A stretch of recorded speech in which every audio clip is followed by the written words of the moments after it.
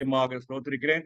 அநேக நாட்கள் பின்பாக மறுபடியுமாக இந்த ஜூம் பிளாட்ஃபார்ம் மூலமாக இந்த பைபிள் ஸ்டடி நடத்துவதற்கு ஆண்டவர் தந்த இந்த கிருபைக்காக ஆண்டவரை துதிக்கிறேன். இவ்விதமாக வாய்ப்பை ஏற்படுத்தி தந்த ஞானம் ஆண்டிக்கும் இன்னுமாக இந்த ஷாலோம் மினிஸ்ட்ரியில் இருக்கக்கூடிய பொறுப்பாளர்களுக்கும் என்னுடைய அதிகமான நன்றியை தெரிவித்துக் கொள்கிறேன். தொடர்ந்து நம்ம மீகா புஸ்தகத்துக்கு நேராக செல்கிறோம். ஏற்கனவே இது அறிவித்த பிரகாரமாக நம்ம மீகா புஸ்தகத்துக்கு நேராக செல்கிறோம். நீங்க தயவுசெய்து புஸ்தகம் இருக்குமானால் அதை எடுத்து வைத்துக் கொள்ளுங்கள். ஒருவேளை புதிய ஏற்பாட்டில் இருக்கக்கூடிய பகுதியெல்லாம் நமக்கு நல்லா தெளிவாக இருக்கும். ஆனால் பழைய ஏற்பாட்டில் இருக்கக்கூடிய பகுதிகள் சற்று கஷ்டமாக இருக்கும். ஒருவேளை உங்களுக்கு யாருக்காவது மீகா எங்க இருக்குது அப்படின்னு சொல்லி நீங்க தேடிட்டு இருப்பீர்கள் என்றால் 1075வது பக்கம் அந்த பக்கத்திலே பழைய ஏற்பாட்டிலே இருக்கிறது. தயவுசெய்து அந்த பகுதிக்குள்ளாக திருப்பிக் கொள்ளும்படியாக உங்களை அன்போடு கூட கேட்டுக்கொள்கிறேன். மீகா என்றால் ஹூ இஸ் லைக் யாவே, கர்த்தருக்கு ஒப்பானவர் யார் என்று அதுக்கு அர்த்தமாக சொல்லப்பட்டிருக்கிறது. இந்த பகுதியிலே இப்பொழுது நியாய தீர்ப்பு பின்னர் ஆசீர்வாதங்கள் என்ற தலைப்பின் கீழாக நாம் பார்க்கிறோம். அதிகமான நியாய தீர்ப்பை பற்றியும் சொல்லப்பட்டிருக்கிறது. அதே சமயத்திலே வாக்குத்தத்தங்களை பற்றியும் சொல்லப்பட்டிருக்கிறது. இந்த மக்கள் செல்வந்தராக இருந்தவர்கள் ஏழை மக்களை அதிகமாக சுரண்டி அவர்கள் அவர்களை அதிகமாக வதைத்தார்கள் என்று சொன்னால் மிகையாகாது. ஆகையினாலே பி ஜெனரஸ், தாராளமாக இருங்கள், பிறருக்கு உதவக்கூடியவர்களாக இருங்கள் என்று சொல்லி அந்த விதமான ஒரு கண்ணோட்டத்தோடு கூட இந்த மீகா புஸ்தகத்தை நாம் பார்க்கலாம். இன்னொரு விதத்திலே ஆண்டவருடைய நியாய தீர்ப்பு இருக்கிறது, அதே சமயத்துல ஆண்டவருடைய ஆசீர்வாதம் இருக்கிறது என்று சொல்லி பார்க்கலாம். இது மீகா தீர்க்க தரிசன புஸ்தகத்தை குறித்து பார்க்கிறோம். இதை குறித்துதான சில சுவாரஸ்யமான உண்மைகள் இங்கிலீஷ்லும் தமிழ்லுமாக நோட்ஸ் இருக்குது. இங்கிலீஷ்ல அதிகமா சொல்லாம நேரா தமிழ்லயே சொல்றேன். இவர் மோரேசேத் என்ற அந்த ஒரு இடத்திலிருந்து வந்த மீகா அப்படின்னு சொல்லி இவரை குறித்து நம்ம பார்க்கிறோம். அவர்தான் இந்த புஸ்தகத்தை எழுதியவர் என்று சொல்லி நம்ம தெரிந்து கொள்ளலாம். அப்போ 1 ராஜாக்கள்ல பிளவுபட்ட அந்த காரியம் விரைவில் யூதாவை ஒரு எஞ்சி இருக்கும் ராஜ்யமாக விட்டுவிடும். அங்க 1 ராஜாக்கள்ல ஒவ்வொரு ராஜாவும் மாறி மாறி சிலர் நல்லது செஞ்சாங்க, பலர் தீயது செய்தாங்க. ஆண்டவர் அவர்களுக்கு கட்டளை கொடுத்து கொண்டே வந்தார். நீங்க என் பிரமாணத்தை விட்டு நீங்க விலகி போவீர்கள் என்றால் நிச்சயமாக அந்நிய தேசத்து ராஜாக்களுக்கு நீங்கள் அடிமைகளாக போவீர்கள் என்று சொல்லி சொன்னார். அதே விதமாக இந்த காரியம் நடந்தது. அங்கே வடதேசம் தென் தேசம் என்று சொல்லி பிரிந்ததுன்னு சொல்லி நம்ம பார்க்கிறோம். அங்கே இஸ்ரேல், அப்புறமாக யூதா இப்படியாக பிரிந்தது. அது தலைநகரமாக சமாரியா, அப்புறம் எருசலேம் இருந்ததாக பார்க்கிறோம். சரி, இந்த மீகாவை குறித்து நம்ம பார்க்கக்கூடிய காரியம் என்னவென்றால், ஏறக்குறைய 700 இருந்து 700 அந்த ஆண்டுகள் மத்தியிலே இவர் இருந்திருக்கலாம் என்று சொல்லி கருதப்படுகிறது. அப்பொழுது ரெகோபயாம் 2 அவர் இருந்திருக்கிறார். இன்னுமாக மகாயம் இருந்திருக்கிறார், பாராம் இருந்திருக்கிறார், ஓசியா இருந்திருக்கிறார். ஓசியா, ஜோத்தம், ஆகாஸ் ஆகிய எசேக்கியா அந்த ராஜாக்களுடைய காலத்துலதான் இந்த மீகா இருந்திருக்கிறார் அப்படின்னு சொல்லி நம்ம அந்த சார்ட்ல இருந்து அதிகமாக தெரிந்து கொள்ளலாம். அந்த காலகட்டத்தை நம்ம கவனிப்போம் என்றால் ஏறக்குறைய 770ஆம் ஆண்டிலிருந்து 700ஆம் ஆண்டு அந்த நாட்களிலே. சரி, இங்கே அசீரியருடைய அச்சுறுத்தல் அங்கே காணப்பட்டதை நாம பார்க்கிறோம். அவ்விதமாக இந்த அசீரியன் எம்பையர் அது பெருகிக் கொண்டே வந்தது. இதை குறித்து ஏசாயா 7ஆம் அதிகாரத்திலும் நம்ம பார்க்கிறோம். அப்போ மீகாவினுடைய காலத்துல அசீரியர்கள் என்ன பண்ணாங்க, இஸ்ரவேலை கைப்பற்றினர் என்று சொல்லி வரலாற்று பின்னணியில தெரிந்து கொள்ளலாம். ஓசியா, ஏசாயா, மீகா எழுதின போது இந்த பெக்கா போஷியா அவர்களுடைய காலத்துல இது இருந்தது. அங்க அந்த ராஜாக்கள் வந்து வட தேசத்துல இஸ்ரேல்ல இந்த ராஜாக்கள் இருந்தாங்க. தென் தேசம் யூதாவுல உசியா, யோதாம், ஆகாஸ், எசேக்கியா அந்த காலத்துல இருந்தாங்க. இப்போ இவங்களுடைய ஆஹ், அந்த மீகாவுடைய தீர்க்க தரிசன காலமும் ஏசாயாவுடைய தீர்க்க தரிசன காலம் கொஞ்சம் கொஞ்சம் ஓவர்லாப்பிங் இருக்கிறதை குறித்து நம்ம இதுல தெரிந்து கொள்ளலாம். சில காரியம்லாம் அங்க இருக்கிற விதமாக இங்கே சொல்லப்பட்டிருக்கிறது என்று சொல்லி பார்க்கலாம். அந்த ஆஹ், போன சார்ட்ல தெளிவாக இல்லாதது இங்க தெளிவாக இருக்கக்கூடியதாக காணப்படுகிறது. ஜெரோபாம் டு மெனாஹெம், பெக்கா, ஹோஷியா இந்த இவர்களெல்லாம் ஆஹ், அந்த 10 ட்ரைப்ஸ் அங்க கொண்டு போகப்படுறாங்க. சோ இங்க உசியா தென் தேசமாகிய யூதாவில உசியா, யோதாம், ஆகாஸ், எசேக்கியா அவர்கள் இருந்தாங்க. அப்போ ஒரு வகையில பார்க்கும்போது ஹிம் என்கிற விதமாக ஹோசியா, ஏசாயா, மீகா இந்த 3 தீர்க்கதரிசிகளும் இந்த காலகட்டத்துல இருந்து அவர்கள் தொடர்ந்து தீர்க்கதரிச பணியை அவர்கள் செய்திருக்கிறார்கள். சரி, கேரக்டரைசேஷன், குணாதிசயம், பண்புரு வர்ணனை அதை குறித்து நம்ம பார்க்கலாம். சோ இவரை குறித்து ஹோமர் ஹெய்லி என்று சொல்லக்கூடிய வேத வல்லுநர் என்ன சொல்றாரு? அவர் ஏழை எளியவர்களின் தீர்க்கதரிசி. ஏழை எளியவர்களுக்கு நீங்க உதவி செய்யுங்க அப்படின்னு சொல்லி அவர்களை நீங்க காப்பாத்துங்க, அவங்கள நீங்க ஒடுக்காதீங்க, அவங்கள நீங்க அற்பமாக எண்ணாதீங்க அப்படின்னு சொல்லி அவர் சொல்றதாக பார்க்கிறோம். அதே போல ஜே.எம்.பி. ஸ்மித் என்பவர் அவருக்கு ஆமோஸின் நீதியின் பேரார்வமும் ஓசியாவின் இருதயம் இதயம் அன்பிலும் இருந்தது. சோ ஒரு பக்கத்துல ரைச்சஸ்னஸ் அவருக்கு ரைச்சஸ்னஸ் அண்ட் ஜஸ்டிஸ் அதை குறித்தும் அதே சமயத்துல அன்பும் காணப்பட்டது. அது பார்க்கும்போது ஆமோஸ் புஸ்தகத்துல அந்த நீதியினுடைய பேரார்வம் அவருக்கு இருந்தது. ஓசியாவில் இருக்கக்கூடிய அந்த அன்பு ரெண்டும் இணைந்து இந்த மீகாவுடைய வாழ்க்கையில காணப்படுது. மீகாவை அவரது சமகாலத்தவரான ஏசாயாவின் ஒப்பிட்டு பார்க்க வேண்டியது ரொம்ப அவசியமாக இருக்குது. அவங்க எல்லாரும் சமகாலத்துல இருந்தாங்க. மீகா வந்து ஒரு வயல்வெளியை சேர்ந்தவர், ஒருவேளை கிராமத்தான்னு கூட சொல்லலாம். ஆனா ஏசாயா ஒரு நகரத்தை சேர்ந்தவர். மீகா அரசியலில் அவ்வளவாக ஆர்வம் காட்டவில்லை. ஆவிக்குரிய மற்றும் ஒழுக்க பிரச்சனைகளில் அக்கறை காட்டினவராக காணப்பட்டார். ராஜாக்கள் மற்றும் பிரபுக்களின் கூட்டாளியான உலக விவகாரங்களில் ஏசாயா நெருங்கிய தொடர்பு கொண்டிருந்தார். அப்போ 2 பேருக்கும் வேற வேற விதமான ஒரு பேர்டன் அல்லது போக்கஸ் அல்லது ரோல் ஆண்டவர் கொடுத்திருந்தாரு. அப்போ இந்த ஏசாயா வந்து அரசியல்ல தொடர்பு உள்ளவராக ராஜாக்கள் பிரபுக்களுடைய கூட்டாளிகளாக அவர்களோடு கூட உலக விவகாரங்களில் நெருங்கிய தொடர்பு இருந்தார். ஆனால் இவர் மீகா வந்து வெறும் ஆவிக்குரிய காரியத்தை சொல்லிட்டு அவங்களுடைய ஒழுக்க பிரச்சனைகளை அல்லது அவங்களுடைய மாரல் லைஃபை குறித்து அதிகமாக சொல்லக்கூடியவராக அவர் காணப்படுகிறார். சரி, இதை குறித்து நம்ம தொடர்ந்து நம்ம பார்க்கலாம். இந்த மீகா மற்றும் ஏசாயா இருவரும் அவங்களுக்கு இருக்கக்கூடிய சில ஒற்றுமை வேற்றுமை குறித்து பார்க்கலாம். தேசங்கள் மற்றும் மனிதர்களின் எல்லையற்ற ஆட்சியாளர்களாக கடவுளை கண்டனர். சோ இவங்க 2 பேருமே என்ன செஞ்சாங்க அவங்களுடைய பெர்ஸ்பெக்டிவ் அல்லது அவங்களுடைய கண்ணோட்டம் எப்படி இருந்ததுன்னா, ஆண்டவர் ஏதோ ஒரு குறுகிய கட்டத்துல அங்க இருக்கக்கூடிய இஸ்ரவேல், அங்க இருக்கக்கூடிய யூதா மாத்திரமல்ல, அவர் வந்து பல நாடுகள், பல தேசங்கள், தேசத்தினுடைய தலைவர்கள், பல மக்கள், அவர்கள் எல்லாரையும் ஆளுகை செய்யக்கூடிய, உலகம் முழுவதையும் ஆளுகை செய்யக்கூடிய ஒரு ஆட்சியாளராக அவங்க ஆண்டவரை கண்டார். அப்போ அருமையானவர்களே, எந்த ஒரு காரியம் நமக்கு ரொம்ப அதிகமாக தேவைப்படுகிறது, எனக்கு சரியா தெரியல.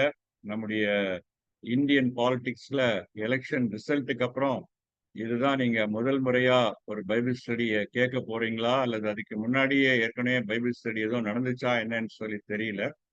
ஆனாலும் நம்ம வந்து நம்முடைய தேசத்தையும் ஆண்டவர் ஆளுகை செய்கிறார் அப்படின்னு சொல்லி நம்ம தெரிந்து கொள்ளலாம்.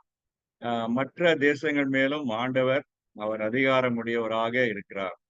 அப்போ இங்க வந்து கடவுளுடைய முழுமையான பரிசுத்தத்தையும் மகத்துவத்தையும் 2 பேரும் அங்கீகரிக்கக்கூடியவர்களாக இருந்தாங்க.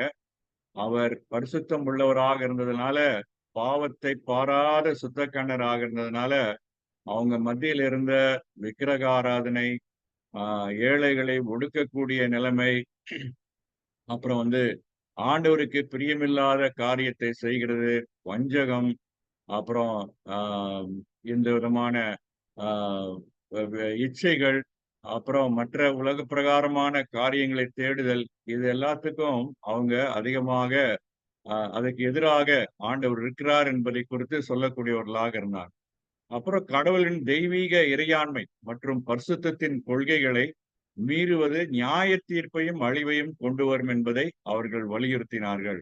அப்போ காட்ஸ் டிவைன் சாவர்னிட்டி, அப்போ அவருடைய வார்த்தைக்கு விரோதமாக, சித்தத்துக்கு விரோதமாக, திட்டத்துக்கு விரோதமாக காரியங்களை செய்யும்போது, அது வந்து அதை மீறுவது நியாய தீர்ப்பையும், அழிவையும் கொண்டு வரும் என்பதை 2 பேரும் சொன்னார்கள். தொடர்ந்து இதை எழுதியவர் இந்த மீகாவை குறித்து பார்க்கும்போது, இந்த புத்தகத்தை எழுதியவர் மீகா என்பதை நம்ம 1ஆம் அதிகாரம் 1ஆம் வசனத்திலிருந்து தெரிந்து கொள்ளலாம். இவர் தென் தேசமாகிய யூதா ராஜ்யத்துக்கு அனுப்பப்பட்ட ஒரு தீர்க்கதரிசி. அப்போ நம்ம எல்லாத்துக்கும் தெரிந்திருக்கும், யுனைடெட் கிங்டம் அது வந்து தாவீதின் நாட்கள்ல ஒன்றுபட்ட ராஜ்யமாக காணப்பட்டது. சாலமோனுடைய நாட்களுக்கு பின்பாக அவருடைய மகனும் அவருடைய படை தளபதியுமாக இருந்த அந்த நாட்களில் இருந்து அந்த ராஜ்யம் பிளவுபட்டது. ஆண்டவர் ஏற்கனவே எச்சரித்த விதமாக, என்னுடைய கற்பனைகளை, கட்டளைகளை, நியாய பிரமாணங்களை நீங்க எப்போ மீறுறீங்களோ அப்பவே வந்து ராஜ்யம் உடைக்கப்படும் அப்படின்னு சொல்லி சொன்னாரு. அதே போல வடதேசம், தென் தேசம், இஸ்ரவேல், அப்புறம் யூதா என்று சொல்லி மாறினதாக பார்க்கிறோம். இஸ்ரவேலிலே 10 கோத்திரங்களும், யூதாவிலே 2 கோத்திரமாக பிரிந்து காணப்பட்டது அப்படின்னு சொல்லி பார்க்கிறோம். அப்ப யூதா தென் தேசம், தென் ராஜ்யத்துக்கு இவர் அனுப்பப்பட்டவர். அவர் தென் தேசத்தை குறித்து அனுப்பப்பட்டவராக இருந்தாலும், வட தேசத்தை குறித்தும் கொஞ்சம் அவர் விளக்கி சொல்றதை குறித்து பார்க்கிறோம். சரி, இந்த மீகாவும் ஏசாயாவும் அப்புறம் ஓசியாவும் சமகாலத்தவர் என்பதால, அசீரியரின் கையில் இஸ்ரவேல் வீழ்வதற்கு முன்பு இவர்கள் தீர்க்க தரிசனம் உரைத்திருக்க வேண்டும். இவர் மிக தெளிவாக சமாரியாவின் வீழ்ச்சியை முன்னறிவித்திருக்கிறார் அப்படின்னு சொல்லி தெரிந்து கொள்ளலாம். அப்போ இங்க 1ஆம் அதிகாரம் மீகா 1:6 பாத்தீங்கன்னா, ஆகையால் நான் சமாரியாவை வெளியான மண்மேடும் திராட்சை செடி நடுகிற நிலமும் ஆக்கி, அதன் கற்களை பள்ளத்தாக்கிலே புரண்டு விழ பண்ணி, அதன் அஸ்திபாரங்களை திறந்து வைப்பேன் அப்படின்னு சொல்லி அங்க சொல்றதை குறித்து பார்ப்போம். அப்போ தெளிவாக இந்த சமாரியா, வடதேசத்தினுடைய தலைநகராகிய சமாரியா, அதனுடைய வீழ்ச்சியை குறித்து இந்த பகுதியில பார்க்கிறோம். அப்போ சமாரியா வீழ்ச்சி என்பது வடக்கு ராஜ்யமாகிய அல்லது வடதேசமாகிய இஸ்ரவேலுடைய வீழ்ச்சியை குறித்து பார்க்கிறோம். சமாரியா இஸ்ரவேல் ராஜ்யத்தின் தலைநகரம் அப்படின்னு சொல்லி தெரிந்து கொள்ளலாம். இவர் எருசலேமின், அதாவது தென் ராஜ்யமாகிய யூதாவின் வீழ்ச்சியையும் கூட அவர் முன்னறிவித்திருக்கிறார் அப்படின்னு சொல்லி அதை குறித்து நம்ம பார்க்கலாம். 3ஆம் அதிகாரம் 12ஆம் வசனத்துல பார்க்கும்போது, ஆகையால் உங்கள் நிமித்தம் சீயோன் வயல்வெளியை போல உளப்பட்டு எருசலேம் மண்மேடுகளாக போம், ஆலயத்தின் பர்வதம் காட்டு மேடுகளாய் போம். இவர் சமாரியா வீழ்ச்சியை மாத்திரம் சொல்லல, இங்க வந்து யூதாவினுடைய வீழ்ச்சி, எருசலேமின் வீழ்ச்சியும் கூட இவர் முன்னறிவித்திருக்கிறார். அப்போ 2 தேசத்துக்கும், இவர் தென் தேசத்திலிருந்து வந்தாலும் இவர் வந்து வட தேசத்துக்கும் தென் தேசத்துக்கும் தீர்க்க தரிசனத்தை சொன்னார். இப்போ இவர் பணிபுரிந்த அந்த நாட்கள் வந்து யோதாம், ஆகாஸ், அப்புறம் எசேக்கியா, இவர்கள் வந்து யூதாவின் ராஜாக்களாக இருந்த காலத்தில் மீகா இந்த தீர்க்க தரிசனம் உரைத்தார் என்று சொல்லி நம்ம தெரிந்து கொள்ளலாம். சரியானபடி இந்த புத்தகம் 2 ராஜாக்கள் 15ஆம் அதிகாரத்துக்கும் 18ஆம் அதிகாரத்துக்கு இடையில் வைக்கப்பட வேண்டும் என்பதை கீழ்வரும் காரியங்கள் மூலமாக அறிந்து கொள்ளலாம். அப்போ நம்முடைய வேதத்துல கொடுக்கப்பட்டிருக்கிற புத்தகத்தினுடைய ஆர்டர், அதனுடைய ஒழுங்கு வேற விதமாக இருந்தாலும், அந்த சூழ்நிலையை பார்க்கும்போது, அந்த காலகட்டத்தை பார்க்கும்போது, அந்த காலத்தினுடைய பின்னணியத்தை நம்ம பார்க்கும்போது, இது 2 ராஜாக்கள் 15ஆம் அதிகாரத்துக்கும் 18ஆம் அதிகாரத்துக்கு இடையில் நடந்த சம்பவங்களை குறித்து, அந்த நாட்கள்ல செய்த ஊழியத்தை குறித்து, தீர்க்க தரிசன பணியை குறித்து இதை செய்தார் என்பதை நம்ம தெரிந்து கொள்ள வேண்டியது அவசியம். சரி, இந்த காலகட்டத்துல யூதாவை ஒரு நல்ல ராஜா, ஒரு கெட்ட ராஜா என மாறி மாறி ஆட்சி செய்தனர். இந்த மாதிரியை தொடர்ந்தே யோதாம் நல்ல ராஜா, 2 ராஜாக்கள் 15ஆம் அதிகாரம் 32-34. ஆகாஸ் ஒரு கெட்ட ராஜா, 2 ராஜாக்கள் 16 1-4. மற்றும் எசேக்கியா நல்ல ராஜா, 2 ராஜாக்கள் 18-1-7 என்பவர்கள் ஆட்சி செய்தாங்க அப்படின்னு சொல்லி பார்க்கணும். அப்போ இந்த யூதாவுல பார்க்கும்போது ஒரு ராஜா கடவுளுக்கு பயந்து நல்லவரா இருந்தாரு, அடுத்த ராஜா கெட்ட காரியத்தை செய்யக்கூடியவராக இருந்தாரு. சோ அதுல பார்க்கும்போது இந்த யோதாம் எசேக்கியா நல்ல ராஜாவா இருந்தாங்க. ஆனால் இந்த ஆகாஸ் அவர் கெட்ட ராஜாவாக இருந்தார் அப்படின்னு சொல்லி நம்ம தெரிந்து கொள்ளலாம். சரி, ஆமோஸை போல சமுதாய இதனுடைய கண்டென்ட், உள்ளடக்கத்தை குறித்து நம்ம பார்க்க போறோம். ஆமோஸை போல சமுதாய நீதியை குறித்த ஆர்வம் மிகுந்த அதே நேரத்தில் ஓசியாவை போல தேவ அன்பை வெளிப்படுத்தும் தீர்க்க தரிசனமாக மீகாவின் தீர்க்க தரிசனம் அமைந்திருக்கிறது. ஒரு பக்கத்துல ஆண்டவருடைய நீதி, சமுதாயத்தினுடைய நீதி, ஆண்டவர் நீதியுள்ளவரா இருக்கிறதுனால எந்த விதமான பாரபட்சத்தையும் அல்லது எந்த விதமான ஏற்றத்தாழ்வையும் அவர் விரும்புகிற தேவன் அல்ல. அவர் எல்லாரையும் சமமாக பார்க்க வேண்டும் என்று சொல்லி விரும்பக்கூடிய ஒரு தேவன். நீதியுள்ள நியாயாதிபதி என்று சொல்லி ஆண்டவரை குறித்து பார்க்கிறோம். ஆனா அதே சமயத்துல ஆமோஸை போல அவர் நீதியை குறித்து சொன்னாலும் ஓசியாவை போல தேவ அன்பை வெளிப்படுத்தும் தீர்க்க தரிசனமாக மீகாவின் தீர்க்க தரிசனம் அமைந்திருக்குது. அப்போ ஆமோஸ் மெயினா சமுதாய நீதியை குறித்து எம்பசிஸ் பண்ணி அதை குறித்து அதிகமாக சொன்னாரு. ஆனா மீகா இந்த ஓசியா காட்ஸ் லவ், தேவ அன்பை குறித்து அதிகமாக சொன்னாருன்னு சொல்லி பாக்குறோம். அப்போ 2 பேருமே பாத்தீங்கன்னா வெவ்வேறு விதமான போக்கஸ் இருந்தது. ஆனா இங்க பார்க்கக்கூடிய காரியம் என்னவென்றால், இந்த மீகா அவர் 2த்துலயுமே போக்கஸ் உடையவராக காணப்பட்டார். சாதாரண மக்களுக்கு விரோதமாக செல்வம் மிகுந்தவர்களால் செய்யப்பட்ட குற்றங்களுக்கு எதிராக தேவனுடைய நியாய தீர்ப்பை மீகா கூறினார். இவர் தேவனுடைய இரக்கத்தை குறித்தும் அதிகமாக கூறியுள்ளார். அப்போ நம்ம ஆண்டவருடைய நீதி, ஆண்டவருடைய அன்பு, இது ரெண்டும் ஒரு நாணயத்தினுடைய இரு பக்கம் மாதிரி. அப்ப நான் ஏற்கனவே எடுத்த பைபிள் ஸ்டடியில சொல்லியிருக்கேனா என்னன்னு சொல்லி தெரியல. அப்போ அந்த ஆண்டவருடைய மாதிரியை நம்ம ஒரு குடும்ப தலைவராக, நம்ம வீட்டுல, நம்முடைய வாழ்க்கை துணை இடத்துல, பிள்ளைகள் இடத்துல, வேலை செய்யற இடத்துல, அப்புறம் படிக்கிற இடத்துல, நண்பர்கள் மத்தியில, உறவினர் மத்தியில இருக்கணும். சில பேரு அன்பு அன்பு அன்பு அப்படின்னு சொல்லி அந்த அன்பை மாத்திரம் முக்கியத்துவம் பண்ணிட்டு ஒழுக்க நெறியில கண்டுகொள்ளாம விட்டுருவாங்க. அப்போ நீங்க தமிழ்ல வழக்கமா சொல்லக்கூடிய ஒரு கதையை நீங்க கேள்விப்பட்டிருப்பீங்க. சுருக்கமான கதை தான். அப்போ அந்த ஒரு அம்மா பிள்ளைய வளர்த்தாங்க. அந்த பிள்ளைய சின்ன வயசுல ஸ்கூல் படிக்கும்போது அந்த பிள்ளை பின்னு திருடக்கூடிய பிள்ளைய அவங்க கண்டிக்காம விட்டாங்க. அப்படியே அவன் பின்ன திருடினவன் அப்புறம் கொஞ்ச நாளுக்கு அப்புறம் பேனாவை திருட ஆரம்பிச்சான், பென்சிலை திருட ஆரம்பிச்சான், ரப்பரை திருட ஆரம்பிச்சான், சாக்பீஸை திருட ஆரம்பிச்சான். அப்படியே கொஞ்சம் கொஞ்சமா பெருசு பெருசா திருடி கடைசியில அவன் சைக்கிளை திருடி, பைக்கை திருடி, காரை திருடி, லாரியை திருடி கடைசியில என்ன பண்ணான்னா, கப்பலையே திருட போயிட்டானாம். அப்போ அதுவரைக்கும் அவங்க அம்மா வந்து அவன் செஞ்ச தப்ப திருடும்போதே கண்டிக்கல.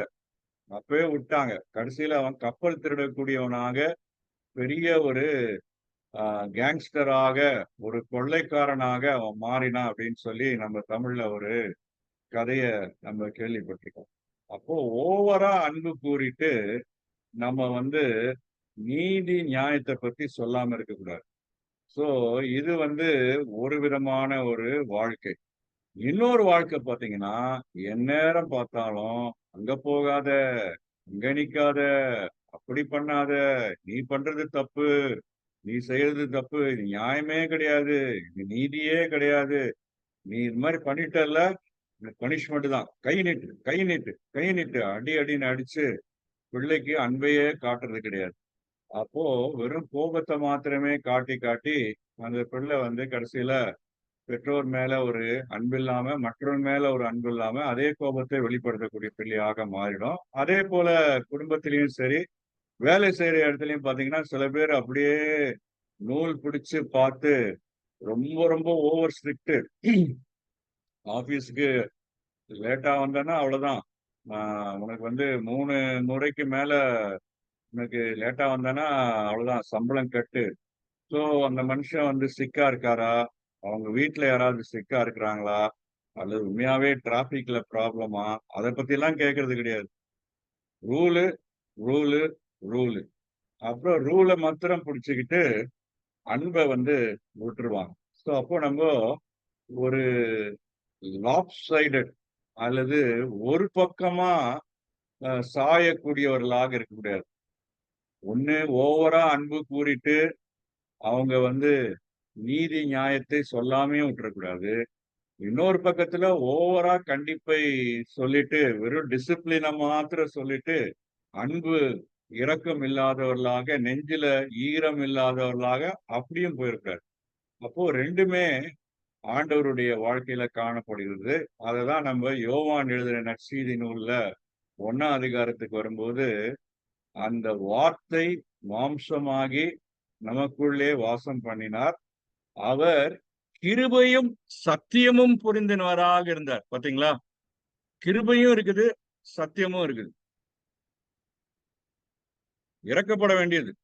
கிருப இருக்க வேண்டியது. ஆனா, அதே சமயத்துல சத்தியத்த கோட்ட விட்டுறக்கூடாது. சத்தியம் இருக்கணும். சத்தியம் இருக்கணும். ரூல்ஸ் அண்ட் ரெகுலேஷன்ஸ் இருக்கணும். நீதி, நியாயத்த சொல்லணும். டிசிப்ளின் இருக்கணும். ஆனா, அதே சமயத்துல கிருபை விட்டுறக்கூடாது. இரக்கத்த விட்டுறக்கூடாது. இதையும் செய்ய வேண்டும், அதையும் விட்டுவிடாது இருக்க வேண்டுமே! அப்படின்ற மாதிரி 2மே நமக்கு முக்கியம். ஸோ இது வந்து சில பேர் என்ன சொல்லுவாங்க, பழைய ஏற்பாட்டில் ஆண்டவர் நியாயத்தீர்ப்பு, புதிய ஏற்பாட்டில ஆண்டவர் இரக்கத்தை காண்பிக்கிறார். அது எவ்வளவு தூரம் மிகச் சரியாக இருக்குன்னு சொல்லி தெரியல. நம்ம பழைய ஏற்பாட்டில ஆண்டவர் நியாயத்தீர்ப்பு உள்ளவராக இருந்தாலும், அவர் இரக்கத்தையும் காண்பிக்கிறார். அதை குறித்து சங்கீத புஸ்தகத்தில பார்த்தீங்கன்னா, ஆண்டவருடைய இரக்கங்களுக்கு முடிவில்லை அப்படின்றோம். புலம்பல் புஸ்தகத்திலே நாள்தோறும் அவருடைய கிருபைகள் புதிதா இருக்கிறது அப்படின்னு சொல்லி பார்க்கிறோம்.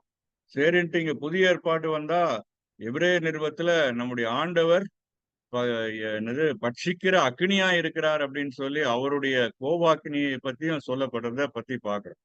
ஸோ அப்போ பழைய ஏற்பாட்டிலயும் சரி, புதிய ஏற்பாட்டிலயும் சரி, ஆ சபை வரலாற்றிலும் சரி, இப்பொழுது இருக்கக்கூடிய நூற்றாண்டுகளிலும் சரி, நம்முடைய ஆண்டவர் ஒரு பக்கத்தில நீதி நியாயத்தை விரும்புகிறார்.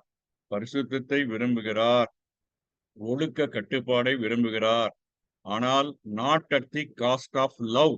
அத மறந்துடக்கூடாது. அதே சமயத்துல பிறரிடத்துல அன்பு கூறணும், இரக்கமா இருக்கணும், பட்சமா இருக்கணும், தயவுள்ளவர்களா இருக்கணும், உதவி செய்யணும். But not at the cost of following certain rules and regulation. அப்போ இதுல வந்து நம்ம ஒரு சமநிலை கிறிஸ்தவர்களாக இருக்க வேண்டியது அவசியம். ஆ அது நான் பார்த்த அளவுக்கு நெறைய இடத்துல பார்க்கும்போது, நம்ம வந்து நம்முடைய பெர்சனாலிட்டியே சில சமயத்துல பார்த்தீங்கன்னா, நம்ம வந்து ரொம்ப அன்பு கூர்றவங்களாக இருப்போம். இல்லாட்டினா ரொம்ப ஸ்ட்ரிக்ட் ஆனவங்களாக இருப்போம். அப்போ அந்த பெர்சனாலிட்டி அது வந்து இயற்கையாகவே அந்த மாதிரி ஒரு சுபாவத்துல ஒருவேளை நம்முடைய ஹெரிடிட்டரியில இருந்து அப்படி வருதா என்னன்னு சொல்லி தெரியல. ஆனா ரட்சிக்கப்பட்ட பிறகு நம்ம வந்து இதை குறித்து கான்சியஸா இருந்து நம்ம ஆண்டவருடைய பிள்ளைகள் அப்படின்னு சொல்லி சொன்னோம்னா, நம் மத்தியில ஒழுக்கம் காணப்படணும். ஒரு விதமான கட்டுப்பாடுகள் நிச்சயமாக இருக்கணும். நீதி நியாயம் இருக்கணும். நியாயத்தை செய்யக்கூடியவர்களாக இருக்கணும். அதே சமயத்துல இரக்கம் பாராட்ட வேண்டிய இடத்துல இரக்கம் பாராட்டக்கூடியவர்களாக இருக்கணும். சோ இது வந்து நம்ம ஆமோஸ் இந்த மீகாவுடைய வாழ்க்கையிலிருந்து நம்ம தெரிந்து கொள்ள வேண்டிய மிக முக்கியமான காரியம். சரி. ஏசாயாவை போல மேசியாவினால கிடைக்கப் போகிற இறுதி மீட்பை தீர்க்க தரிசனமாக இந்த மீகா உரைத்துள்ளார். சோ இஸ்ரவேலை ஆளப்போகும் ராஜா பெத்லகேமில் பிறப்பார் என்று இவர் முன் அறிவித்தார். யூதருக்கு ராஜாவாக பிறந்திருக்கிறவர் எங்கே என்று தேடி வந்த ஞானிகளுக்கு, பெத்லகேமே, நீ யூதேயாவில் உள்ள ஆயிரங்களுக்குள்ளே சிறியதாயிருந்தும் இஸ்ரவேலை ஆளப்போகிறவர் உன்னிடத்திலிருந்து புறப்பட்டு என்னிடத்தில் வருவார் என்று சொல்லி மீகா 5ஆம் அதிகாரம் 2ஆம் வசனம். நம்ம எல்லாரும் கிறிஸ்துமஸ் நாட்கள்ல இத உபயோகிக்காம இருக்கவே மாட்டோம். ஏன்னா கிறிஸ்துமஸ் நாட்கள்ல இந்த மீகாவும் ஏசாயாவும் தான் ரொம்ப கை கொடுக்கிறாங்க. இந்த பழைய ஏற்பாட்டு பகுதியை வாசிக்கும் போது இது 2த்தையும் ஏதாவது ஒண்ணு கட்டாயம் வாசித்துருவாங்க. இதை குறித்து சொல்லுவாங்க. சோ இங்க நீங்க மீகா புஸ்தகத்தை நீங்க புரட்டி பார்த்தீங்கன்னா 7 அதிகாரத்துல ஆண்டவர் நியாயந்திருக்கிறார். ஆண்டவர் வந்து அவங்கள கடிந்து கொள்கிறார், கண்டனம் பண்றாரு. அவங்களுக்கு எதிராக ரொம்ப கொடுமையான வார்த்தைகள் எல்லாம் உபயோகப்படுத்தி உங்களுக்கு நியாய தீர்ப்பு இருக்குது அப்படின்னு சொல்லி அவர் அதிகமா சொல்றாரு. ஆனா அதே சமயத்துல பாத்தீங்கன்னா ஆண்டவர் வந்து இரக்கமுள்ளவராக இருக்கிறார் அப்படின்றதுக்கு ஆதாரமாக இங்கே நம்ம பார்க்கக்கூடிய காரியம், ஆஹ் ஆண்டவர் பெத்லகேமிலிருந்து வருகிறார். ஆண்டவர் வருகிறார் அப்படின்னு சொல்லி அதை குறித்து பார்க்கிறோம். சரி. இந்த மீகா புஸ்தகத்தை பார்க்கும்போது நமக்கு வந்து ரோட்ல நிக்கிற மாதிரியோ அல்லது ஒரு சபையில நிக்கிற மாதிரியோ ஒரு ஜெப ஆலயத்துல இருக்கிற மாதிரியோ அந்த மாதிரி எண்ணம் இல்ல. ஒரு நீதிமன்ற காட்சி அதுதான் நமக்கு கண் முன்னாடி வரக்கூடியது. இது நீதிமன்றம் போல காட்சி அளிக்கிறது. தேவனுடைய ஜனங்கள் தங்களை படைத்தவரையும் மற்றவர்களையும் விட்டு விலகினதற்காக நியாய தீர்க்கப்படும்படி சிருஷ்டிகருக்கு முன்பாக நிற்கின்றனர் அப்படின்னு சொல்லி 6ஆம் அதிகாரம் 1ல இருந்து 7ஆம் அதிகாரம் 20ஆம் வசனத்தை அந்த பகுதியில பார்க்கிறோம். அப்போ வாய்தாவுக்கு வாங்க, இந்த வழக்குக்கு வந்து நீங்க பிரசன்ட் பண்ணுங்க அப்படின்னு சொல்லி அழைப்பு கொடுக்கப்படுது. அந்த அதிகாரம் 1, 2ல அதை குறித்து பார்க்கிறோம். அப்புறம் 3ஆம் 4ஆம் அதிகாரத்துல குற்றம் சாட்டப்படுதலை குறித்து பார்க்கிறோம். சோ இப்படியாக நீதிமன்ற காட்சி இந்த 7 அதிகாரத்துல தொடர்ந்து காணப்படுகிறது. நியாய தீர்ப்பினுடைய கடைசியில சொல்லப்படும் காரியம் அது வந்து ஒரு இரக்கத்துல முடியக்கூடியதாக காணப்படுகிறது. அது ரொம்ப ஆச்சரியமாக இருக்கிறதை குறித்து நம்ம பார்க்கிறோம். சோ இங்க 7ஆம் அதிகாரம் 7ஆம் வசனத்துல பாத்தீங்கன்னா 7ஆம் அதிகாரம் மேகா 7:7 நானோ வென்றால் கர்த்தரை நோக்கி கொண்டு என் ரட்சிப்பின் தேவனுக்கு காத்திருப்பேன், என் தேவன் என்னை கேட்டருளுவார் அப்படின்னு சொல்லி பார்க்கிறோம். அப்போ நியாய தீர்ப்பு எல்லா நேரத்திலும் ஆண்டவர் கடைசியாக சொல்லக்கூடிய காரியம் அல்ல. நியாய தீர்ப்பு உண்டு, தண்டனை உண்டு. ஆனாலும் ஆண்டவர் இரக்கம் பாராட்டக்கூடியவராக இருக்கிறார். இந்த இரக்கம் நித்தியத்தின் நம்பிக்கையை பெற்றுக்கொள்ளும்படி, நித்திய தேவனை நோக்கி செல்லும்படி மக்களை திரும்ப செய்யுமாறு உள்ளது. ஸோ இதுல வந்து வெறும் நியாய தீர்ப்புக்குன்னு சொல்லி முடிச்சிட்டோம்னா, அப்போ சிலர் நினைக்கிற மாதிரி பழைய ஏற்பாட்டின் ஆண்டவர் வெறும் கட்டளைகளை மாத்திரம், நியாயப்பிரமாணத்தை மாத்திரம் சொல்லி முடிச்சிடுறாரு அப்படின்னு சொல்லி நம்ம நினைக்கலாம். ஆனா ஆண்டவர் வந்து கட்டளையை கை கொள்ளணும், நியாயப்பிரமாணத்தை கை கொள்ளணும்.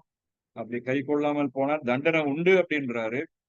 ஆனா அந்த தண்டனையின் சமயத்துல நம்ம வந்து சுதாரித்து கொண்டு ஆண்டவர் என்னை தண்டிச்சார், மட்டாக தண்டிக்கணும் அப்படின்னு சொல்லி, ஆண்டவரே செஞ்ச பாவத்துக்காக என்னை மன்னின்னு சொல்லி அவரிடத்துல வரும்போது ஆண்டவர் வந்து இரக்கத்தை காண்பிக்கக்கூடியவராக, நம்மளை மன்னிக்கக்கூடிய தேவனாக, தயவுள்ளவராக இருக்கிறார். சோ இதுதான் வந்து நம்ம புதிய ஏற்பாட்டுக்கு ஒரு திறவுகோலாக அமைகிறது. நம்முடைய ஆண்டவர் வந்து ஒரு பக்கத்துல பாவத்தை பாராத சுத்த கண்ணர். ஆகையினால்தான் அந்த பாவத்துக்கு அவ்வளவு கொடூரமான தண்டனையாக சிலுவையில அவர் நம்ம பாவத்துக்காக, நம்முடைய அக்கிரமத்துக்காக, உலக மக்களுடைய கொடூரமான பாவத்துக்காக நித்திய தேவன் அந்த கொடூரமான தண்டனையை அவர் ஏற்றுக்கொண்டார். அந்த தண்டனையை ஏற்றுக்கொண்டதுனால நமக்கு அவர் என்ன செய்கிறாரு? இலவசமாக ரட்சிப்பை அருளக்கூடியவராக இருக்கிறார். சோ இத நம்ம தெளிவாக புரிந்து கொள்ள வேண்டியது அவசியமான ஒரு காரியம். ஆண்டவர் இரக்கம் உள்ளவராக இருக்கிறார். அவருடைய இரக்கத்துக்கு முடிவில்லை. சோ இங்க பாத்தீங்கன்னா பழைய பாட்டுல வட தேசத்துல 10 ட்ரைபு, இந்த இதுல தென் தேசத்துல 2 ட்ரைபு. இவங்க எல்லாரும் தங்களுடைய தவறினால, குற்றத்தினால ஆண்டவர் என்ன பண்றாரு? புறஜாதியான இந்த ராஜாக்களை கொண்டு அவர்களை தண்டிக்கிறார். அப்போ அசீரிய படையெடுப்பு வருது, கோரேசு வராரு, அதுக்கப்புறமாக பாபிலோன் வராரு, பாபிலோன்ல இருந்து வராங்க. சோ இவங்க எல்லாம் வந்து தண்டிக்கிறாங்க. ஆனா ரெமனன்ட் அப்படின்னு சொல்லி ஒரு காரியத்தை நம்ம பார்க்கிறோம். அந்த ரெமனன்ட் என்று சொல்லக்கூடியவர்கள் மீந்திருக்கிறவர்கள். அப்போ தண்டனையெல்லாம் வாங்கிட்டு அங்கேயும் கூட கொஞ்சம் பேர் என்ன பண்றாங்க? மனம் திரும்பி ஆண்டவரிடத்துல வராங்க. அப்போ அந்த மீந்திருக்கிறவர்கள் மூலமாக தான் இந்த ஆபிரகாமினுக்கு வாக்குத்தத்தம் பண்ணின அந்த ஆசீர்வாதத்தினுடைய சந்ததி. இன்னொரு வகையில சொல்லப்போனா விசுவாசத்தினுடைய சந்ததி. அதனாலதான் ஆண்டவர் வந்து புதிய ஏற்பாட்டுல லூக்கா 19ஆம் அதிகாரத்துல அந்த சகேயை குறித்து சொல்லும்போது, இவனும் ஆபிரகாமின் குமாரனாய் இருக்கிறானே அப்படின்றார். ஆபிரகாமின் குமாரன்னா ஆபிரகாமின் குமாரன் வந்து ஈசாக்கு. ஆனா ஆபிரகாம் விசுவாசிகளுடைய தகப்பன். அப்போ இந்த விசுவாசம் என்கிற அந்த ஒரு தின் லைன், மெஜாரிட்டி ஆனவங்க அழிக்கப்பட்டாலும் கொஞ்சம் பேர், அதுதான் ரெமினன்ட், மீந்திருப்பவர்கள். அவர்கள் மூலமாக அப்படியே வந்து இந்த யூத ஆஹ் தேசமானது அல்லது இந்த யூத பரம்பரையானது பாதுகாக்கப்பட்டு அதுல இருந்து தான் இயேசு கிறிஸ்து வராரு. அதன் மூலமாக உலகத்தில் இருக்கக்கூடிய அனைத்து நாட்டு மக்களும், அனைத்து இனத்து மக்களும், அனைத்து ராஜ்யத்தின் மக்களுக்கும் ரட்சிப்பினுடைய சுவிசேஷம் அங்கே செல்லக்கூடியதாக இருக்குது. சரி, இந்த மீகாவை குறித்து புரிந்து கொள்ள வேண்டுமானால் இதனுடைய 3 முக்கியமான செக்ஷன்ஸ் இருக்குது. அந்த கேளுங்கள் அப்படின்னு சொல்லக்கூடிய அதுல இருந்து ஒரு செக்ஷன் முடியுது அப்படின்னு சொல்லி நம்ம தெரிந்து கொள்ளலாம். இப்போ 1ஆம் அதிகாரம் 2ஆம் வசனத்துல பாத்தீங்கன்னா, சகல ஜனங்களே கேளுங்கள், பூமியே அதில் உள்ளவைகளே செவி கொடுங்கள் அப்படின்னு சொல்லி சொல்லப்பட்டிருக்கு. அப்புறம் டடடடான்னு ஆண்டவர் நிறைய காரியத்தை அங்க சொல்றாரு. தொடர்ந்து 3ஆம் அதிகாரத்துக்கு நம்ம வரும்போது இங்க தமிழ்ல வந்து நான் சொன்னது அப்படின்னு சொல்லி அங்க சொல்லப்பட்டிருக்கு. ஆனா நீங்க தொடர்ந்து அதை ஆங்கில வேதாமத்துல பாத்தீங்கன்னா அது வேறு விதமாக அங்கே ஆண்டவர் சொல்லுகிற காரியமாக அங்கே அமைந்திருக்கிறதை குறித்து அந்த பகுதியில நாம பார்க்கிறோம். அதே போல 6ஆம் அதிகாரம் 1ஆம் வசனத்துல நீங்க பாத்தீங்கன்னா, இங்க 6ஆம் அதிகாரம் 1ஆம் அதிகாரத்துல கர்த்தர் சொல்லுகிறதை கேளுங்கள் அப்படின்னு சொல்லி அந்த பகுதியில நாம பார்க்கிறோம். சோ கர்த்தர் சொல்லுகிறதை கேளுங்கள், கேளுங்கள், கேளுங்கள் அப்படின்ற அந்த ஒரு செக்ஷன்ஸ் மூலமாக இதனுடைய டிரான்சிஷன் எப்படி வந்து முதல் விதமாக ஆரக்கல் அப்படின்னு சொல்லி சொல்லுவாங்க. முதல் தீர்க்க தரிசனம், 2ஆவது தீர்க்க தரிசனம். இங்க 3ஆம் அதிகாரம் 1ஆம் வசனம் ஆங்கில வேதாமத்துல லிசன் அப்படின்னு சொல்லி அங்க சொல்லப்பட்டிருக்கிறதை குறித்து நம்ம பார்க்கிறோம். மீகா 3ஆம் அதிகாரம் 1ஆம் வசனத்துல லிசன், மீகா 1ஆம் அதிகாரம் 2ஆம் வசனத்துல ஹியர் ஓ பீப்புள், அதே சமயத்துல லிசன் அப்படின்னு சொல்லி சொல்லப்பட்டிருக்கு. அதே போல 6ஆம் அதிகாரம் 1ஆம் வசனத்துல பாத்தீங்கன்னா லிசன் அப்படின்னு சொல்லி சொல்லப்பட்டிருக்கு. அப்போ இந்த 3 முக்கியமான தீர்க்க தரிசன செக்ஷன்ஸை இந்த பகுதியில நம்ம அறிந்து கொள்ள வேண்டியது மிக அவசியமாக இருக்குது. இதுல இருந்து எப்படி வந்து அவருடைய சப்ஜெக்ட் அல்லது அவருடைய போக்கஸ் மாறுது, யார்கிட்ட என்ன விதமாக அவர் சொல்றாரு அப்படின்றத நம்ம ஈஸியாக தெரிந்து கொள்ளலாம். ஆகையினால மீகா 1:2, மீகா 3:1, மீகா 6:1 இந்த 3 செக்ஷன்ஸ மனப்பாடமா நம்ம மனசுல தெரிந்து வைத்துக் கொள்ள வேண்டியது அவசியம். சரி, இந்த புத்தகத்துல 3 தீர்க்க தரிசன உரைகள் உள்ளன. ஒரு தீர்க்க தரிசனத்துக்குள்ளேயே நியாய தீர்ப்பின் வார்த்தைகளும், மீட்பிற்கான நம்பிக்கை குறித்த வாக்குத்தத்தங்களும் மாறி மாறி வருவதை காணலாம். அப்போ பழைய ஏற்பாட்டினுடைய சில புஸ்தகத்துல பாத்தீங்கன்னா, அப்படியே நியாய தீர்ப்பு, நியாய தீர்ப்பு, ஆ கண்டனம் பண்றது, கண்டனம் பண்றது, நான் வந்து தண்டனை குடுக்க போறேன், தண்டனை குடுக்க போறேன்றது, பயமுறுத்தல்கள் அப்படியே வந்துட்டு, பின்னாடி பகுதியில பாத்தீங்கன்னா, சரி, நான் நீங்க மனம் திரும்பி வந்தீங்கன்னா, உங்களுக்கு வந்து ஆசீர்வாதத்த தரேன். உங்களுக்கு வாக்குத்தத்தத்த தரேன். நான் உங்க மேல இரக்கமா இருப்பேன். மனதுருக்கத்தினால உங்களை சேர்த்துக் கொள்வேன் அப்படின்னு சொல்லி சில புஸ்தகங்கள்ல அப்படி சொல்லப்படுது. அப்போ சில புஸ்தகங்கள்ல பாத்தீங்கன்னா, அப்படியே மாறி மாறி வருது. ஒரு பக்கத்துல கண்டனம் பண்றாரு. பக்கத்துல நியாய தீர்ப்பு இருக்குது அப்படின்னு சொல்லி அதை குறித்து சொல்றாரு. ஆனா சொல்லிட்டு, நீங்க உங்களுக்கு நியாய தீர்ப்பு இருக்குது. ஆனாலும் சோர்ந்து போகாதீங்க.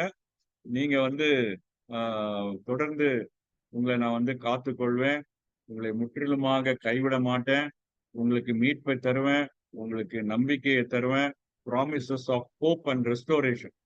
ஸோ அது வந்து இதுல மாறி மாறி ஆ இந்த புஸ்தகத்துல வர்றதை குறித்து நம்ம பார்க்கிறோம்.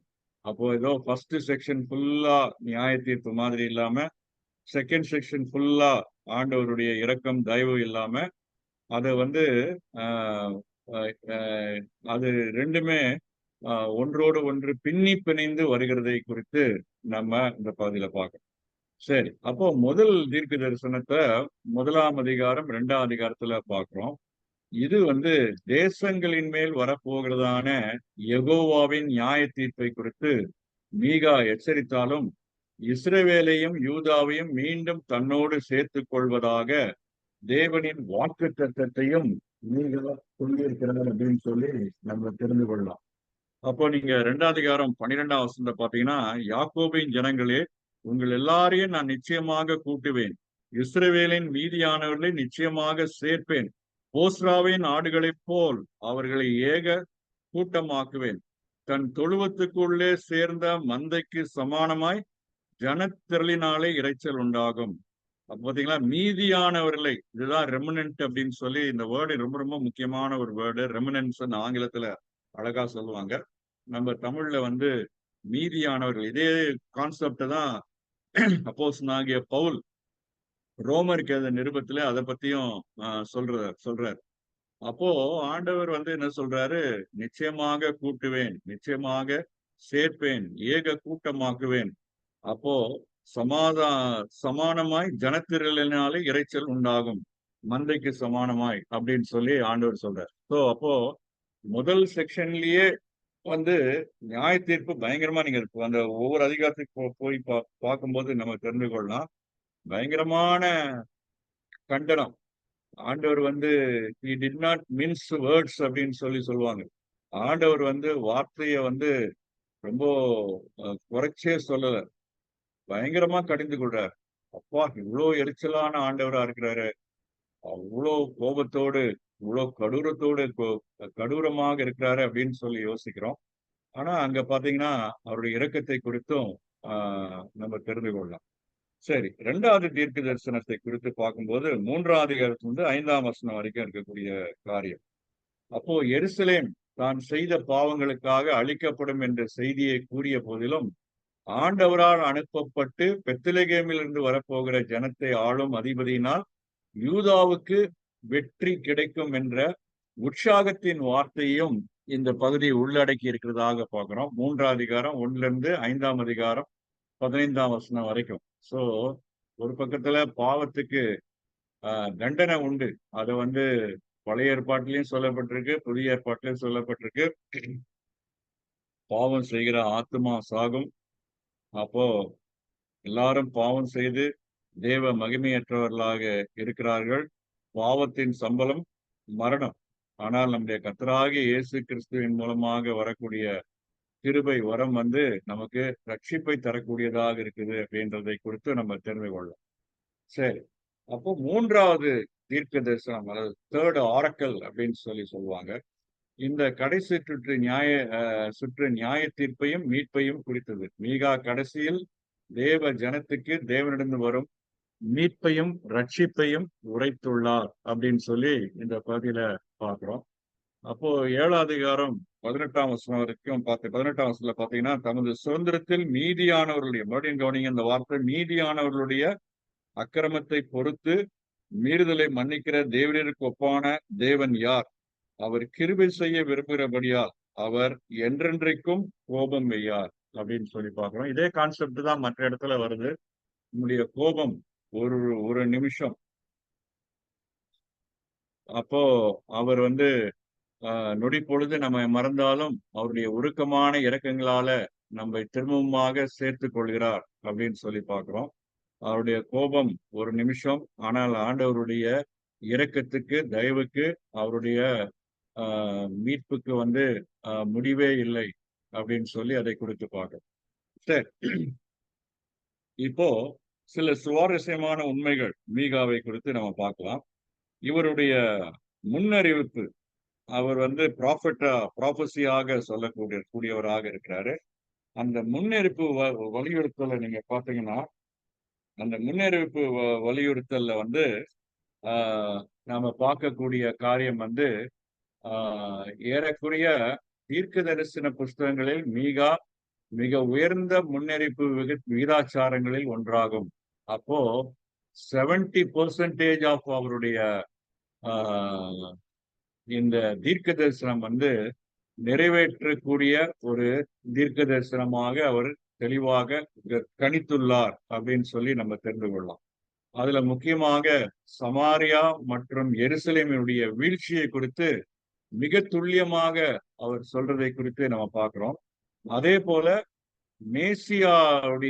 மேசியானிய யுகத்துக்கு வழிவகுக்கும் ஒரு எஞ்சிய வழியாக எதிர்கால மறுசீரமைப்பு, அந்த ரெமினன்ட் மூலமாக அந்த மேசியாவினுடைய ஒரு காலம், அந்த காலகட்டம், ஒரு யுகம் தொடங்குகிறது அப்படின்றதை குறித்தும் மிக துல்லியமாக இவர் சொல்றதை குறித்து இந்த பகுதியில பார்க்கிறோம். அப்போ மீகா வந்து ரொம்ப தைரியமாக பிரசங்கித்தார் அப்படின்னு சொன்னா அது மிகையாகாது. மீகா அவர் வந்து என்ன சொல்றாரு, இந்த எனிமீஸ் வேர் அப்ரஸிங், எதிரிகள் வந்து இவர்களை கொடுமைப்படுத்தினர் அப்படின்னு சொல்றாங்க. ரூலர்ஸ் வேர் ஹாஸ்லிங் அப்படின்றார், ஆட்சியாளர்கள் தடுமாறினார்கள், அவங்க வந்து நீதி நியாயத்தை செய்யாம விட்டுட்டாங்க. அப்புறம் செல்வந்தர்கள் சுரண்டினார்கள். ஸோ இதுதான் வந்து எக்ஸ்பிளாய்டேஷன் நம்ம ஆங்கிலத்துல சொல்றோம்ல. ஸோ அந்த மாதிரி wealthy people they exploited the poor அப்படின்னு சொல்றோம். அப்போ இன்னைக்கு வந்து உங்க எல்லாத்துக்கும் அரசியல் எல்லாம் கொஞ்சம் நல்லா தெரிஞ்சிருக்கும். இப்போ இந்த அரசியலை சொல்லும்போது கொஞ்சம் கவனமாக இருக்க வேண்டியதா இருக்குது. இப்படியும் சொல்ல முடியல, அப்படியும் சொல்ல முடியல. ஏன்னா நிறைய பேரு பயங்கரமாக தீர்க்க தரிசனமாக சொன்னாங்க, இந்த கொடுங்கோல் ஆட்சி முடிவுக்கு வந்துடும், அப்புறம் வந்து ஒரு செக்குலர் ஆட்சி தான் வரும், அப்படி இப்படின்லாம் வந்து நல்லா ஜெபம் பண்ணோம், நல்லா உபவாசம் இருந்திருக்கிறோம், நீங்க பாருங்க இப்படிதான் நடக்கும் அப்படிதான் நடக்குன்னாங்க. அப்புறம் நான் பயந்தது எனக்கு நேர்ந்தது அப்படின்ற மாதிரி இந்த பயந்த காரியமே நேர்ந்து இப்போ மறுபடியுமாக பழைய ஆட்களே ஆட்சிக்கு வந்திருக்கிறாங்க அப்படின்னு சொல்லி நம்ம பார்க்கிறோம். அப்போ இந்த பழைய ஆட்களுடைய ஆட்சியை குறித்து ஒரு சொல்லக்கூடிய காரியம் என்னன்னா,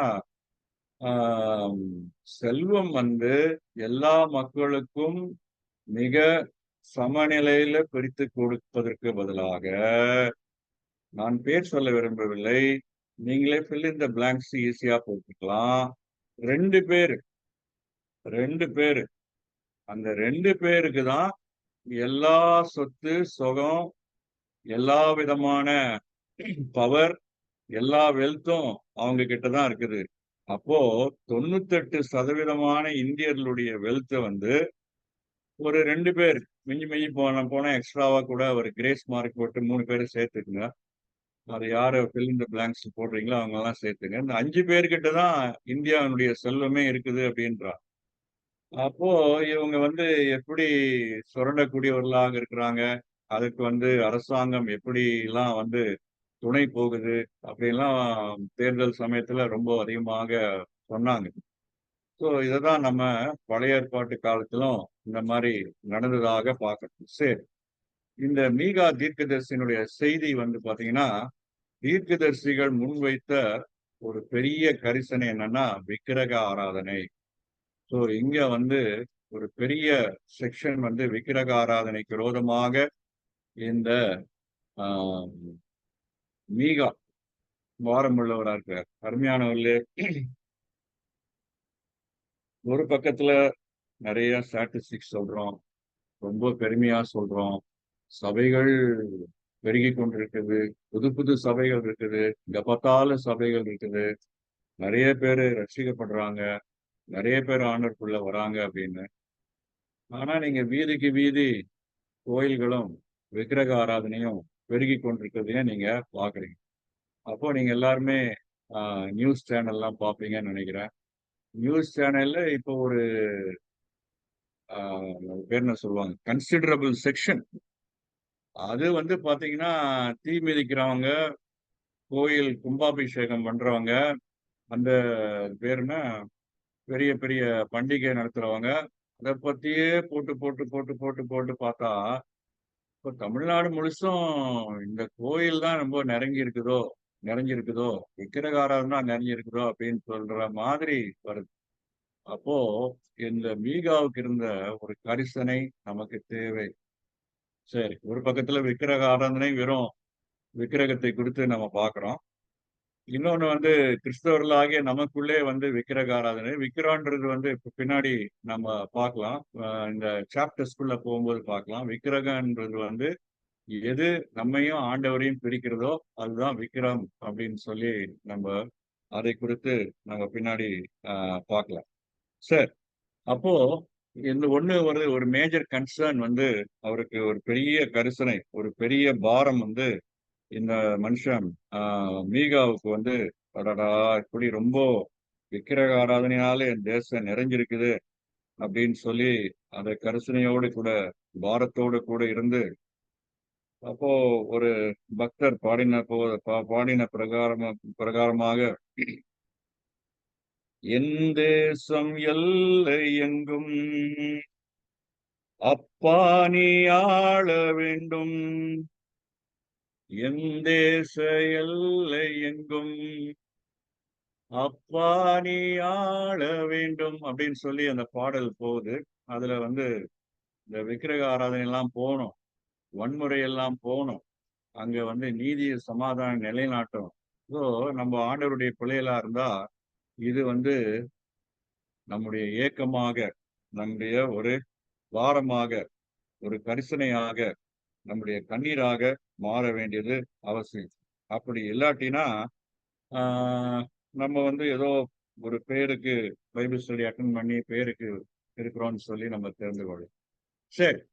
அப்போ விக்கிரக ஆராதனை குறித்து ரொம்ப பேசினாரு. அடுத்தது வந்து சமூக மற்றும் பொருளாதார அக்கறைகளும் அவருக்கு காணப்பட்டது. ஸோ அதை குறித்தும் நம்ம பார்க்கிறோம். ஆ அதையும் நம்ம தெளிவாக தெரிந்து கொள்ள வேண்டியது ஆ ஆ நம்ம ரொம்ப அவசியமான ஒரு காரியம். அடுத்ததாக பார்த்தீங்கன்னா, சாபங்களிலிருந்து தேசத்தை விலக்குவதற்கான நியாய தீர்ப்புகளை குறித்து அவர் பேசுறார். ஸோ நியாய தீர்ப்பு வருது. அந்த நியாய தீர்ப்பு எதனால வருதுன்னா, ஆ சாபங்களிலிருந்து தேசத்தை விலக்குவதற்காக அப்படின்னு சொல்லி அதை குறித்து பார்க்கிறோம். சரி, தொடர்ந்து இந்த மீகாவை குறித்து ஒரு சில காரியங்களை பார்க்கலாம். அவர் வந்து ஏழைகளுக்கும், ஒடுக்கப்பட்டவர்களுக்கும் அவர் ரொம்ப ஆதரவாக இருந்தார் அப்படின்னு சொல்லி அவரை குறித்து தெரிந்து கொள்ளலாம். அப்போ இந்த புத்தகத்துல வந்து சமூக அநீதி பாவங்கள் நிறைய பத்தி சொல்லப்பட்டிருக்கு. அதுல ஒண்ணு வந்து பாத்தீங்கன்னா, அப்ரஷன் ஒடுக்குதல். 2வது நியாயாதிபதிகள், தீர்க்கதரிசிகள், ஆசாரியர்கள் ஆகியோருக்கு லஞ்சம் கொடுக்கப்படக்கூடிய காரியம். அதை பத்தி பிரைபரியை பத்தியும் சொல்லப்பட்டிருக்கு. பிரைபரி யாரெல்லாம் வாங்குறாங்கன்னு பாத்தீங்கன்னா, ஜட்ஜஸ் மாத்திரம் இல்ல, ப்ராஃபிட்ஸ், பிரீஸ்டும் வாங்கக்கூடியவங்களா இருக்கிறாங்க. அப்புறம் எக்ஸ்பிளாய்டேஷன் ஆஃப் த பவர்லெஸ், சக்தியற்றவர்களை சுரண்டுதல், அதை குறித்தும் நம்ம பார்க்கிறோம். அடுத்தது வந்து பேராசை, கவச்சஸ்னஸ், சீட்டிங், ஏமாற்றுதல், வன்முறை, வயலன்ஸ், அப்புறம் ப்ரைடு, பெருமை. ஸோ இதெல்லாம் வந்து அந்த சோசியல் இன்ஜஸ்டிஸ் இருக்குது அப்படின்னு சொல்லி அதை குறித்து பார்க்கணும். அப்போ இந்த மீகாவை குறித்து அவுட்லைன் போடும்போது நிறைய விதத்துல போடலாம். இப்படி ஒரு அவுட்லைன் கூட போடலாம். அந்த MICAH முதல் லெட்டர்ஸை வச்சு நீங்க பாத்தீங்கன்னா, M stands for messages against Samaria Jerusalem, Samaria எருசலேமுக்கு எதிரான செய்திகள். அடுத்ததாக ஈவில்ஸ் ஆஃப் இஸ்ரேல், இந்த மீகாவில இருந்து மேசியாவை குறித்து 5ஆம் அதிகாரம் 2ஆவது சொல்லப்படுது. அந்த மேசியாவுடைய அக்ரோனிம் அப்படின்னு சொல்லுவாங்க. அதுல இருந்து பார்க்கும்போது E stands for evils of Israel people, Israel மக்களுடைய தீமைகள் இங்கு சுட்டி காட்டப்படுகிறது. Sins of Israel's leaders, Israel தலைவருடைய பாவங்கள் சுட்டி காட்டப்படுது. Sovereign king of in Zion, சியோனில் உன்னத பேரரசர் ராஜா இருக்கிறார் அப்படின்னு சொல்லப்பட்டிருக்கு. இன்ட்ரோடக்ஷன் ஆஃப் பெத்லஹேம்ஸ் மெசையா, பெத்லஹேமுடைய மேசியாவுடைய அறிமுகத்தை குறித்து பார்க்கிறோம். ஆக்ஷன்ஸ் ஆஃப் இன்ஜஸ்டிஸ் ரெபியூக், அநீதியின் செயல்கள் கண்டிக்கப்பட்டன அப்படின்னு சொல்லி பார்க்கிறோம். ஹோப் இன் காட்ஸ் ஃபியூச்சர், கடவுளுடைய எதிர்காலத்தில் நம்பிக்கை. அப்போ மீகாவில் வந்து மெஸ்ஸியாவை குறித்து சொல்லப்பட்டிருக்கு. அந்த MESSIAH அதுல இருந்து இந்த மீகாவினுடைய உள்ளடக்கம் என்னன்னு சொல்லி தெரிந்து கொள்ளும். ஸோ 1-2 அதிகாரத்துல முக்கியமாக பார்க்கும்போது நியாய தீர்ப்பு வருகிறது.